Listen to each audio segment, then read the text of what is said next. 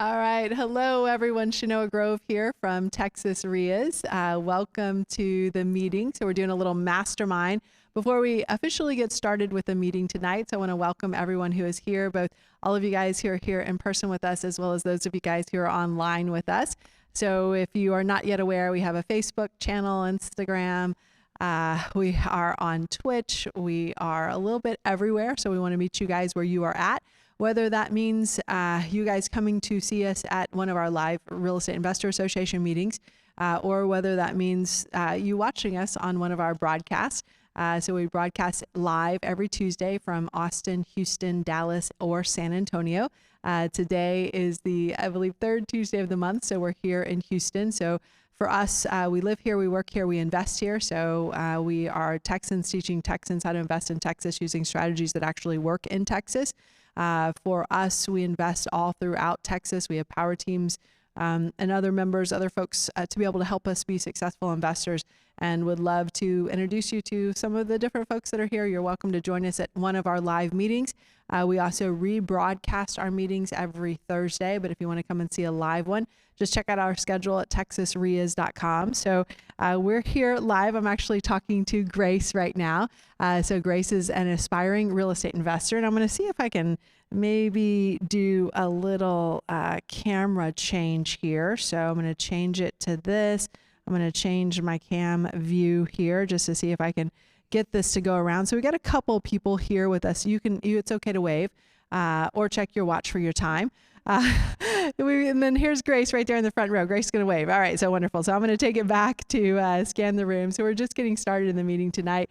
And so Grace told me that she is an aspiring real estate investor, that she is looking for deals right now. And one of the main questions that I asked her was, what are you doing when it comes to marketing? What are you doing when it comes to looking for deals?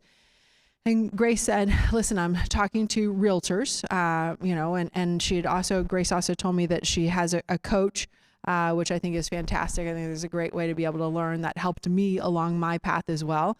And Grace said that the coach said, get a realtor, and the realtor is going to help you bring deals. And I'm not hearing anything about like, oh, well, this is the marketing that I'm doing to be able to find those deals yet. So that's what I want to kind of dig into. And when Grace said she has, she's working with a realtor, I said that was a great strategy to use about 6 years ago. And I was polling the room. Why is that a great strategy to use 6 years ago? What's different about the market today versus where we were 6 years ago? Anybody? What's going on in the marketplace right now? There's more what? It's growing. It's a seller's market right now, so that means there's very little inventory. And the inventory that is on the market is selling at what percentage of list price? It's selling at about 100% of list price. And in some markets, it's even in Texas, it's actually selling for like 105% of list price. So what does that tell you about your ability to get a deal on the MLS? It's difficult. So 6 years ago, so right now we've got about a 1 month supply of inventory here in Texas, 1 to 1.5 months supply of inventory here in Texas. For those of you guys who are saying, well, what the heck does that mean? I know I've heard days on market. I'm familiar with that term, but I'm not familiar with the months of inventory term. So months of inventory, basically what that says is if we stopped listing houses today, after X amount of months, we would be completely out of an inventory of homes for sale. So right now in Texas, that's about a month and a half. But that doesn't mean anything unless you kind of make it relative to something. So historically, our months of inventory, the 40-year average has been about 6 months supply of inventory, meaning if we stop listing houses today, after 6 months, we would be out of an inventory of homes to sell on the MLS. So that's why I'm saying, when you're, go find a realtor, get a realtor to bring you a deal off the MLS. That's logic that might have worked when we were at 4 to 6 months of inventory, which was something that the Houston market looked like about 4 to 6 years ago, but it's not something that works in today's market. So, I said this is going to sound a little harsh, but I want to just give it to you because I don't want you to come back to the Real Estate Investor Association meeting in 6 months and say, Oh yeah, I've been and the way I feel a lot of new investors as they're getting started, especially when they're getting old information, or when they're getting information from someone out of state, which is what you told me it was where your mentor is. A lot of times I feel like new investors are like a blind man in a dark room looking for a black cat that isn't even there. Yeah. And the problem is you're kind of fumbling around this dark room looking for this this deal, right? And then you realize after 6 months of fumbling around, well, that was a waste of time. And well, that didn't work. So part of what we do here at Texas REIAs is we want to cut your learning curve short, much shorter than, much as short as possible, right? So that's kind of our goal. When I first joined the Real Estate Investor Association, that was how the association helped me. And then the other thing I find is, I'm curious if you can answer this question for me. Did your mentor who is out of state tell you to go to your local Real Estate Investor Association meeting? No. Anybody else have somebody who says you should go to the Real Estate Investor Association meeting okay. So what I find is a lot of people who coach, who are out of state and coach Texans as an example, they can't go more than PowerPoint deep, or they can't go more than what their booklet says in terms of, their ability to coach, because they don't have any of those local resources.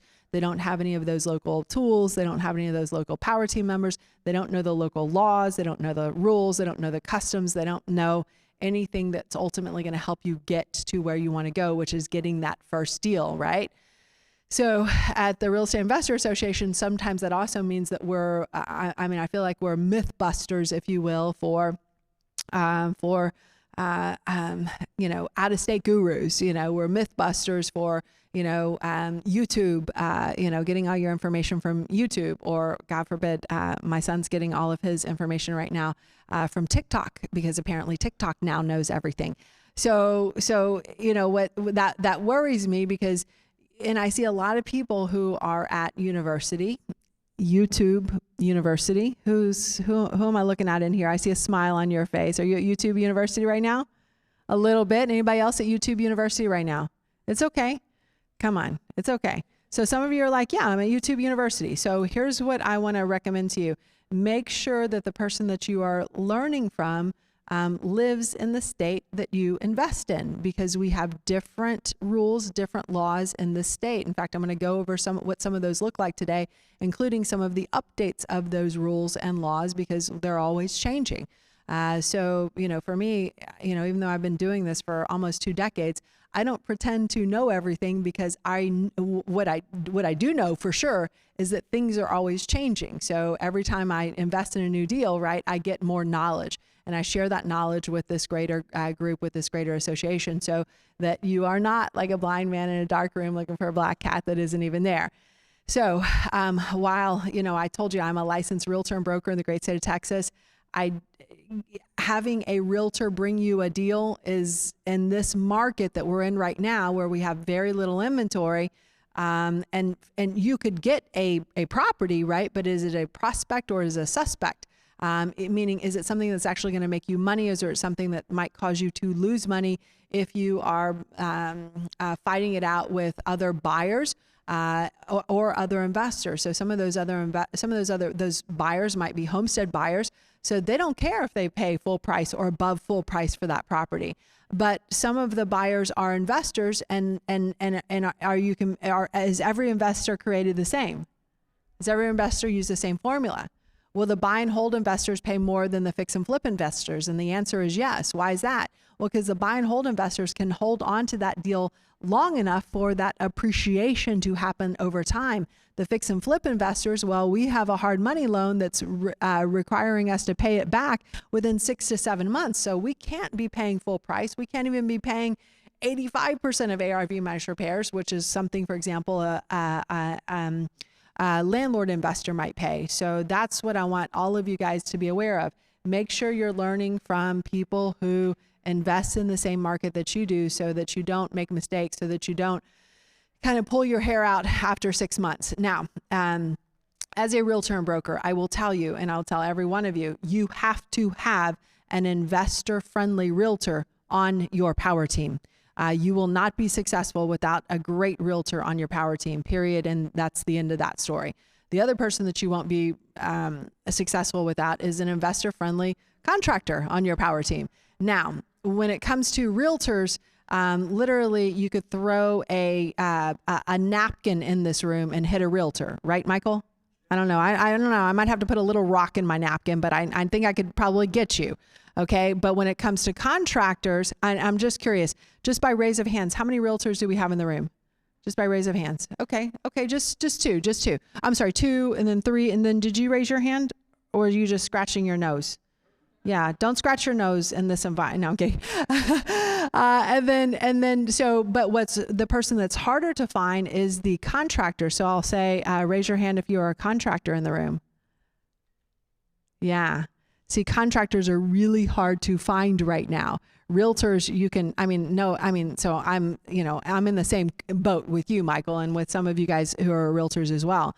But I want you to also be focusing on finding that investor-friendly contractor as well, because you got to have both of those people in order to be successful.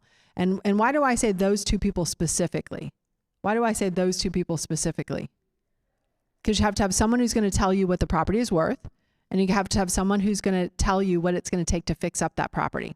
And if you have those two pieces of information, what the property is going to be worth after it's fixed up and what it's going to take to fix up the property, what can you now do as a real estate investor? You can make an offer. So what is the offer formula that we use as real estate investors?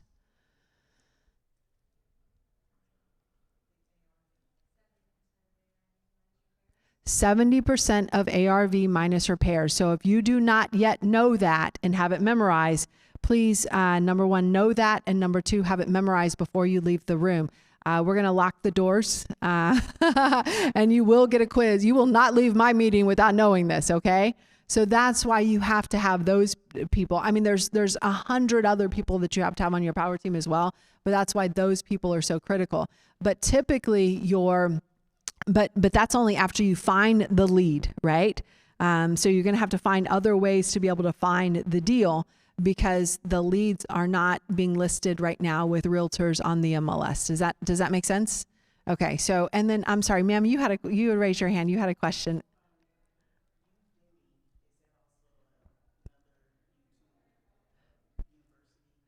Udemy.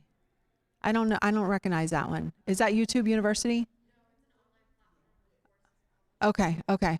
So, I would just suggest that whoever you learn from online, and listen, I'm on YouTube. Okay.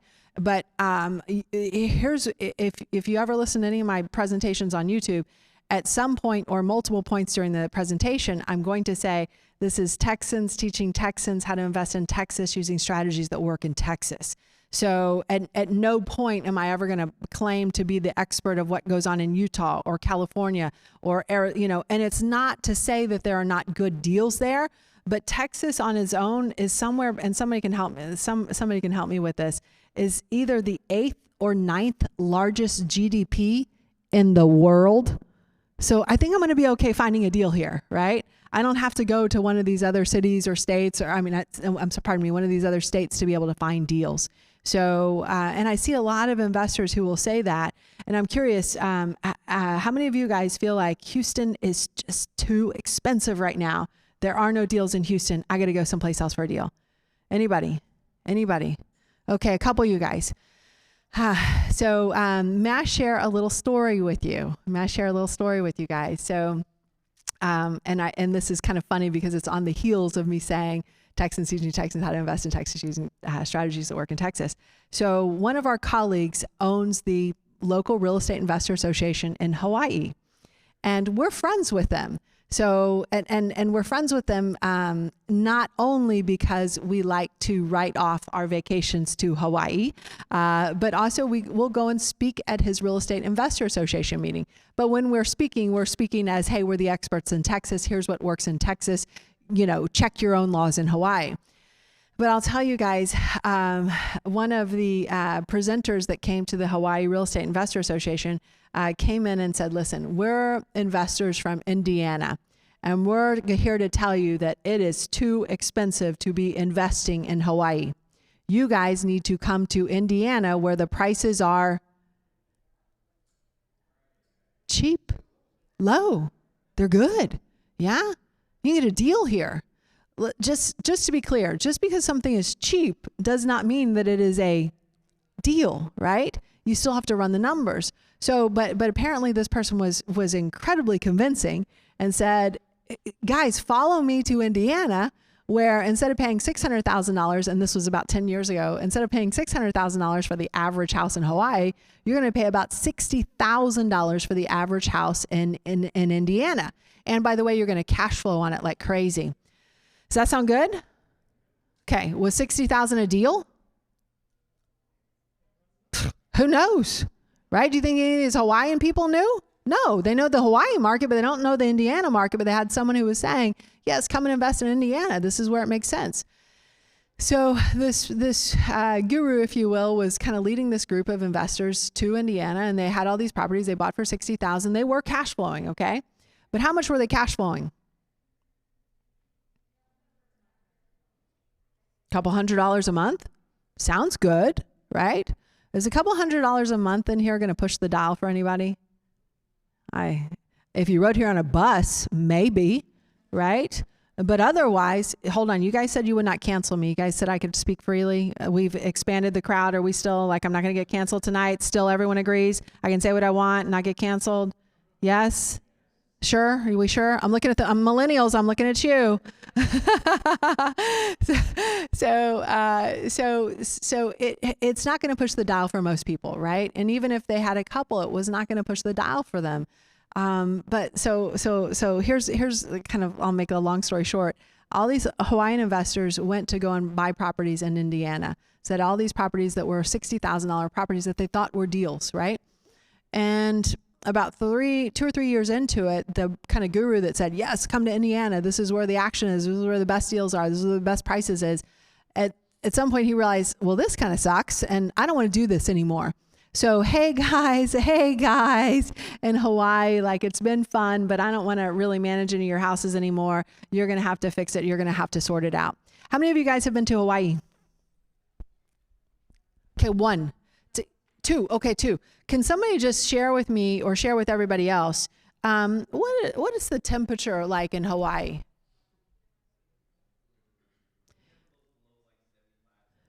Yeah, so if it's under about 78 degrees, it's a cold front. Okay, and if it's over 82 degrees, it's a heat wave. Okay, has anybody else over on this side been to Hawaii? So can verify that? Yes, that's the mentality over there. So imagine you got to go and take care of your property in Indiana. And imagine you're in Hawaii and you go to your boss in Hawaii and you're like, hey boss, I need to take about a week off. Oh, awesome. Where are you going for your vacation? Well, I'm going to Indiana. Indiana? Who died? Right? Oh, I've got to go and take care of this property. And then what did they go back and sell that property for 3 years later? $60,000. $60,000, okay? And then what happened to prices in that 3-year period in Hawaii? They went up about $160,000, right? So beware of, this is too expensive, go over here for a good deal. Where do you guys want to be investing? Do you want to be investing in areas where people are leaving the state? I'm sorry, we're not on Zoom.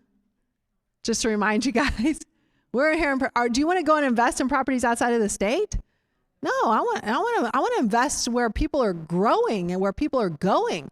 And judging based on the traffic on I-10, 59, 45, 610, the outer loop, Beltway 8, I think people are coming here in droves, right? So what does that tell you is going to happen with the price? What does that tell you is going to happen with the price? It's going to go up. So don't be talked into going to another state because the prices are better, because there are more deals here. What does that tell you about that state? I don't know if people are going there, and I don't know if I want to go there because I don't know if how I'm going to get out of there, right? So the prices here in Houston have doubled roughly in about the last 3 years, right? Do you want to invest here? Okay, 2 of you. Okay. All right. So this is fantastic. So I'm going to do a little bit of I want to just have everyone who's online just know, I'm just testing this out really quickly. I just want to have everyone online know kind of who you guys are. So I'm going to ask you guys to wave, and let's see if I can get this camera. Yep. Okay. Toggle cam. All right. So I'm going to have you guys wave. So I just want to show everyone online. Let's see if this will work now. I want to show everybody. Let's see. I want to see if we can show oh, I see what's going on. You guys can see it. There we go. Yeah. These are all the people in person who are not interacting and answering. So I just want to introduce you to everybody who is not interacting and answering.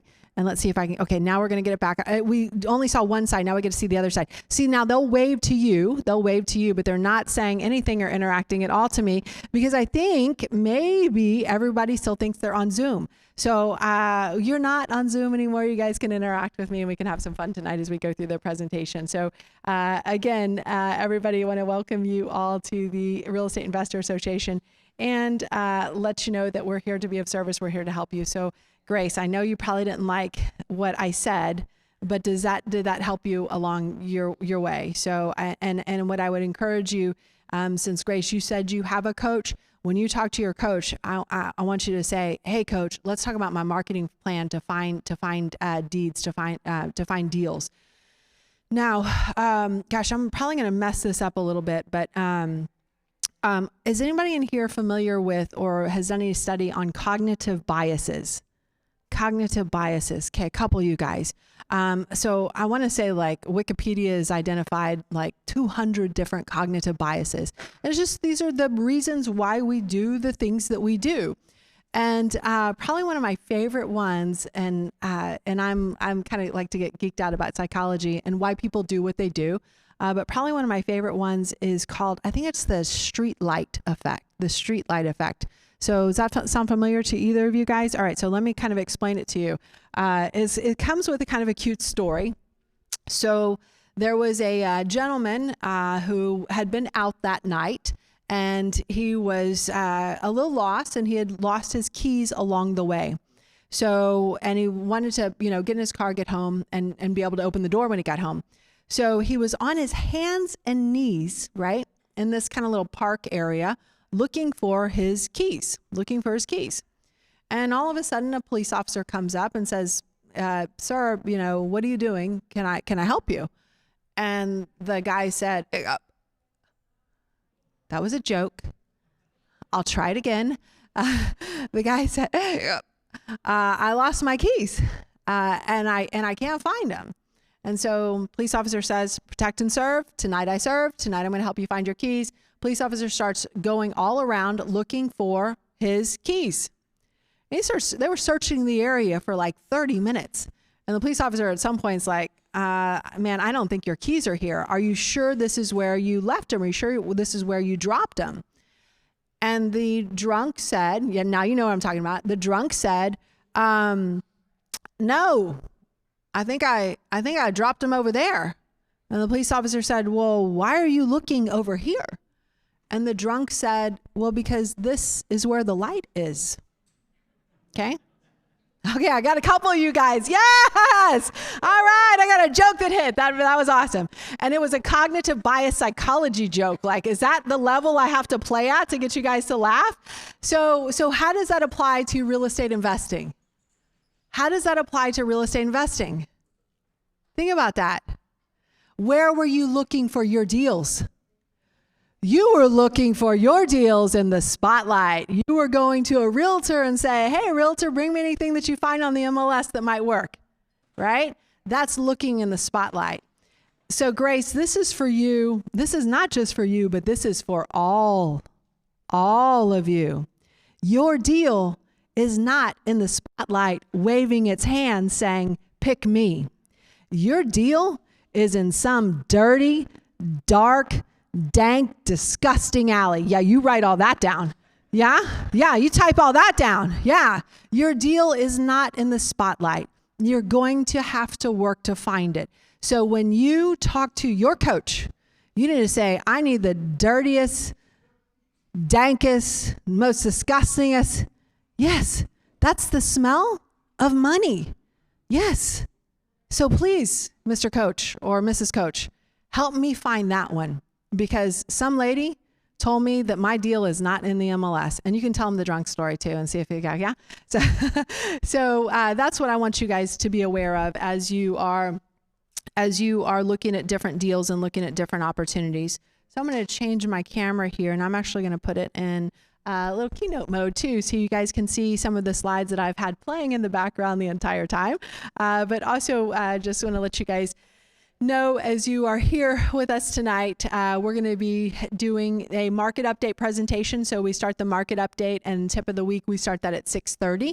And then after that, we'll do some additional training. So, and I'm going to share with you about 65 different marketing strategies to be able to find that deal. I'm going to share with you where all of the dark alleys are in this part of Houston, so you could be able to find that next deal.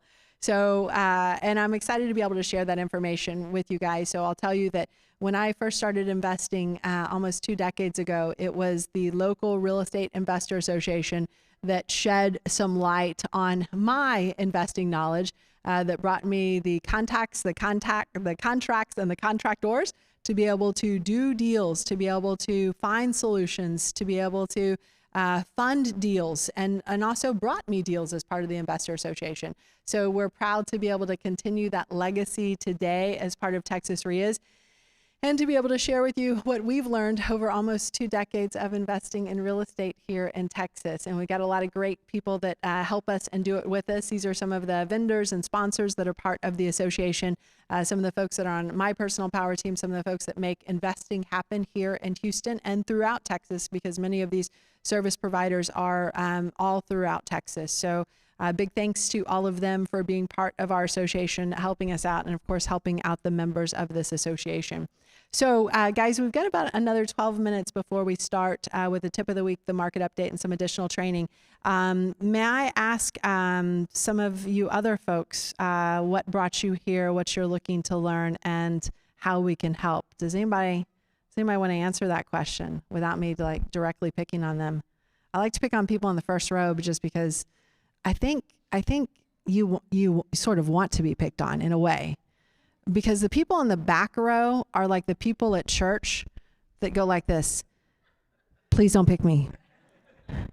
Amen.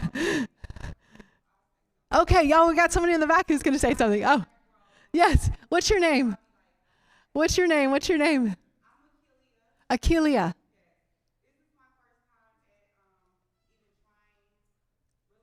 Okay, yeah.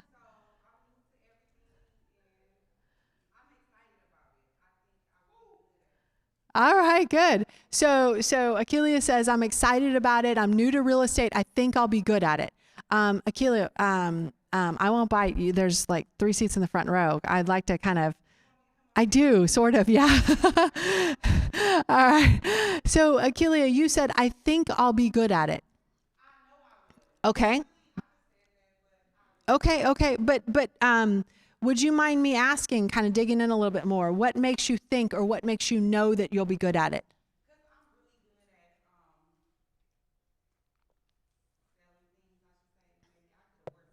I'm good at selling things.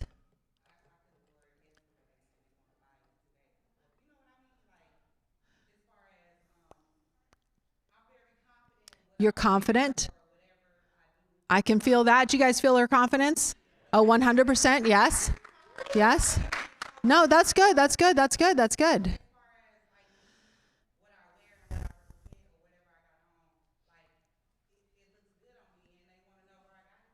Okay. If there were a who wore it best, you would win. Is that what we're saying? Okay. Go get your green dress, because I'm going to give you a run for your money tonight. So here's what I want to say. What makes someone a good real estate investor? What makes somebody a good real estate investor? Yes, ma'am. Knowing the numbers, knowing what you're dealing with. You are a left brain analytical person, yes? I am too. So I'm feeling that energy. Akila is a right brain, like I'm going to walk out the door right now. I got to go do something right now kind of energy. Okay, so the numbers, that's important. But what else is important? Being able to build trust with the homeowner. Grace, were you going to say something? Is it people business? Okay. Akilia?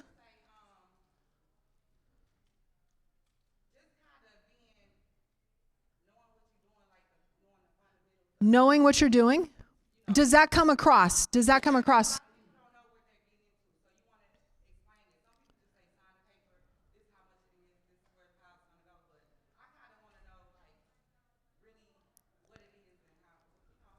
Okay.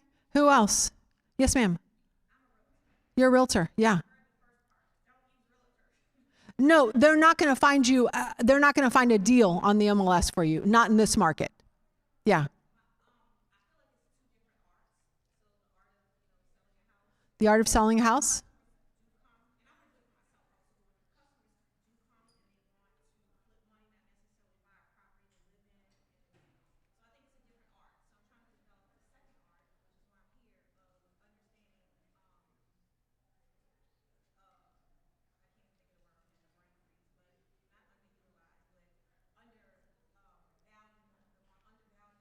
Okay. Yeah. Okay. Mm-hmm.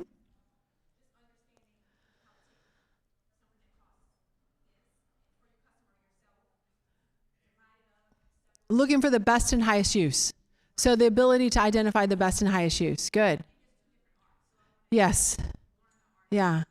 What else makes somebody a good real estate investor? What else? Yes. Execution. Yeah. What else? Passion. Persistence. Patience. You sound like you're buying from my child. You're buying from kids? Yes, we do need patience. Knowledge. So passion. Tell me about passion.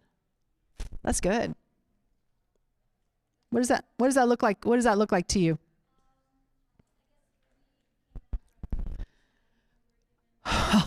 Are you guys listening to this?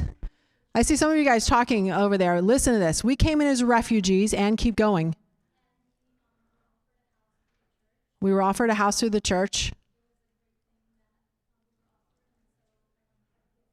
I want to try and give back. Who do you want to sell your house to?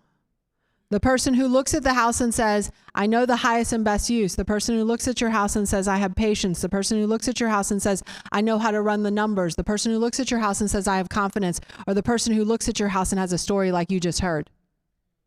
I'm just asking the question. I'm serious. I want the answer. I know who I'm selling to. Yeah.